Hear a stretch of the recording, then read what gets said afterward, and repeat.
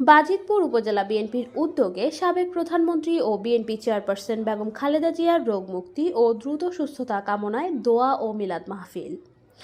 দোয়া মাহফিল অনুষ্ঠানে প্রধান অতিথি হিসেবে উপস্থিত ছিলেন কিশোরগঞ্জ বাজিতপুর নিকলি আসন থেকে বিএনপির মনোনয়ন প্রত্যাশী বাজিতপুর উপজেলা বিএনপির নবনির্বাচিত সাংগঠনিক সম্পাদক জনাব মোস্তাফিজুর রহমান মামুন।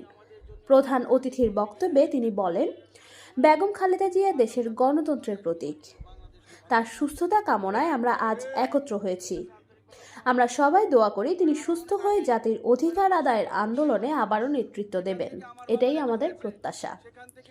দোয়া মাহফিলে আরও উপস্থিত ছিলেন রফিকুল ইসলাম রফিক, যুগ্ম আহ্বায়ক উপজেলা যুবদল, কৌশিক আহমেদ সৌরভ, যুগ্ম আহ্বায়ক উপজেলা যুবদল, শরীফুল ইসলাম চৌধুরী নাদভি, যুগ্ম আহ্বায়ক উপজেলা যুবদল, নাসিরউদ্দিন সোহাগ, যুবনেতা উপজেলা যুবদল, ফজলেনুর রাব্বি সভাপতি, দিঘিরপাড় ইউনিয়ন ছাত্রদল সহ বিএনপি যুবদল, স্বেচ্ছাসেবক দল, শ্রমিক দল, মৎস্যজীবী দল সহ সংগঠনের নেতাকর্মীরা দোয়া ও মিলাদ মাহফিলে অংশ নেন।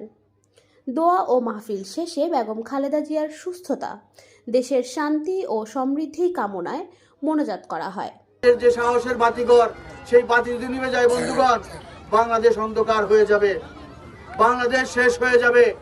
বাংলাদেশকে আগায় নেওয়ার জন্য আমাদের দেশনায়ক তারেক রহমান এবং দেশ আপসহীন দেশনেত্রী বেগম খালেদা জিয়ার কোনো বিকল্প নাই। আপনাদের সকলের কাছে শুধু একটি কথাই বলতে চাই, আপনারা সকলেই দোয়া করবেন।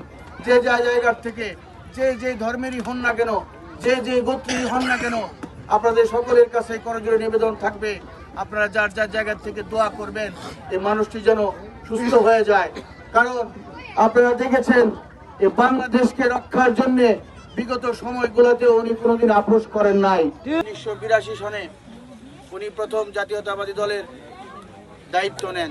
আমাদের শহীদ প্রেসিডেন্ট জিয়াউর রহমান একটি ব্যর্থ সেনা অভ্যুত্থানে যখন শহীদ হন, তখন তিনি গৃহিণী থেকে এই বাংলাদেশের দায়িত্ব নেওয়ার জন্য একটি সার্বভৌমত্বপূর্ণ একটি দেশে বাংলাদেশকে রূপান্তর করার জন্য উনি অক্লান্ত পরিশ্রম করে গেছেন। আমরা আছি তোমার পিছে, রাজপথ ছাড়ি নাই, রাজপথ ছাড়ি নাই, লাল গোলাপ শুভেচ্ছা। আমি বিশ্বাস করি এই মাচ্চরবাসী যদি আমার সাথে থাকেন। জামাল উদ্দিনের তথ্য ও চিত্রে কানিজ ফাতেমা, চ্যানেল 21, কিশোরগঞ্জ।